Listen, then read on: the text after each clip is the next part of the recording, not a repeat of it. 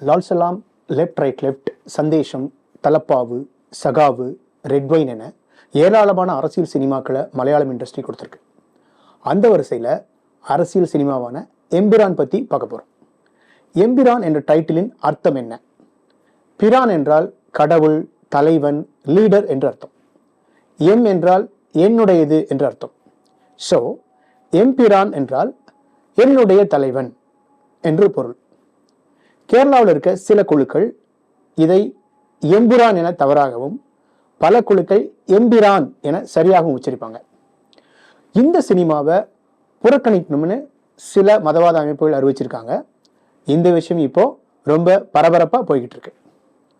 இந்த சினிமாவின் கதை குடும்ப அரசியலின் அதிகாரம், ட்ரக் மாஃபியாக்களின் அதிகாரம், மத அரசியலின் அதிகாரம், இந்த சமுதாயத்திற்கு செய்யும் தீமைகள் ஒரு பக்கம்.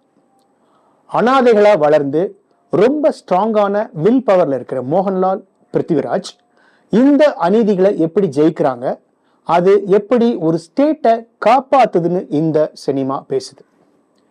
இப்போ இந்த சினிமாவின் பாசிட்டிவான விஷயங்களை பார்க்கலாம்.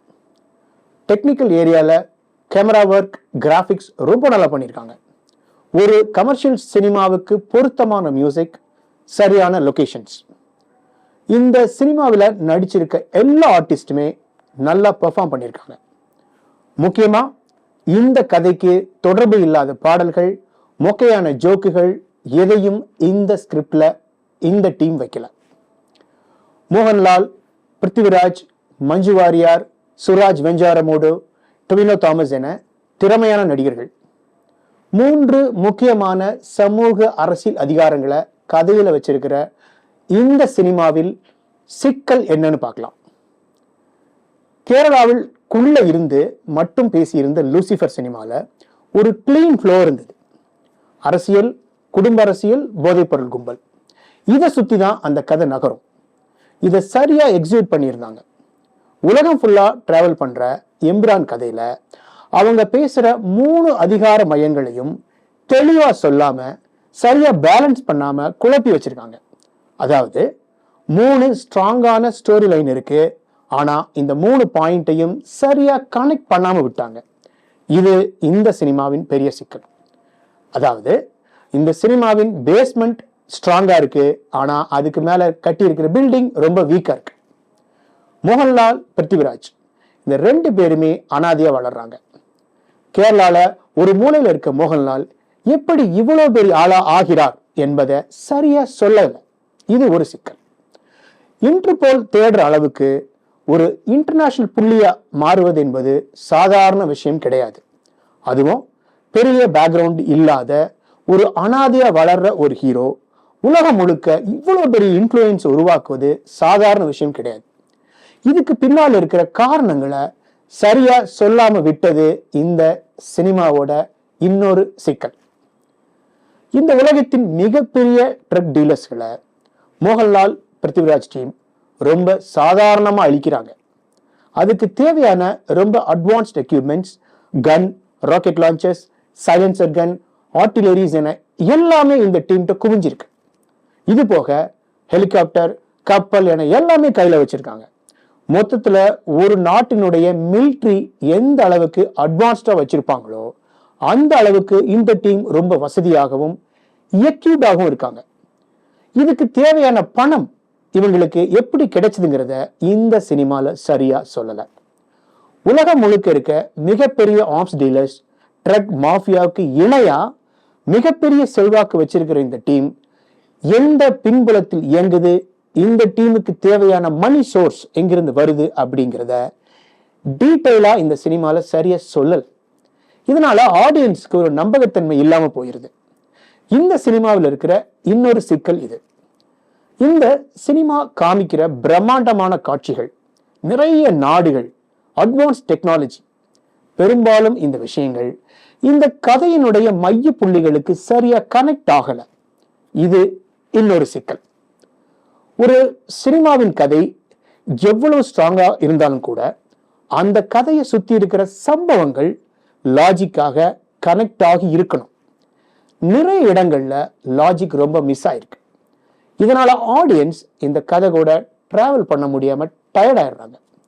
இது என்னன்னு இந்த சினிமாவை பார்த்து நீங்க தெரிஞ்சுக்கங்க.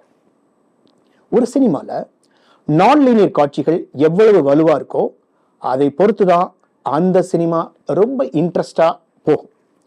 இந்த சினிமால நிறைய நான் லீனியர் காட்சிகள் இருக்கு. ஆனா இந்த நான் லீனியர் காட்சிகளையே நிறைய துண்டு துண்டா கட் பண்ணி ஒரு ப்ராப்பர் ஃப்ளோ இல்லாம பண்ணிட்டாங்க. இது இந்த சினிமாவின் இன்னொரு சிக்கல். மோகன்லால் வர்ற எல்லா சீன்களும் ரொம்ப ஸ்பேஸை எடுத்துக்குது. திரும்ப திரும்ப மோகன்லாலின் ஹீரோயிசத்தை எஸ்டாப்ளிஷ் பண்ணிக்கிட்டே இருக்காங்க. இதனால் இந்த சினிமா 3 மணி நேரம் ஓடுது. இது இந்த சினிமாவின் இன்னொரு சிக்கல்.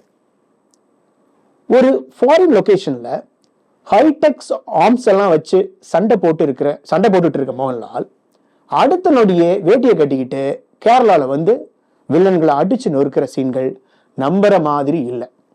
இந்த சீன்கள் எல்லாம் லேகிங்கா இருக்கு. மொத்தத்தில் இன்னைக்கு நம்ம வாழுற சமுதாயத்தின் மிக முக்கியமான மிக சிக்கலான 3 புள்ளிகளை பேசுற இந்த சினிமாவின் மேக்கிங் பிளாட்டா இருக்கு. இதனால அந்த 3 புள்ளிகளின் டெப்த் குறைஞ்சு போயிருது. ஆடியன்ஸ் அந்த சீரியஸான 3 புள்ளிகளையும் இந்த சினிமா காமிக்கிற கமர்ஷியல் எலிமெண்ட்ஸ்களையும் கன்ஃபியூஸ் பண்ணிக்கிறாங்க.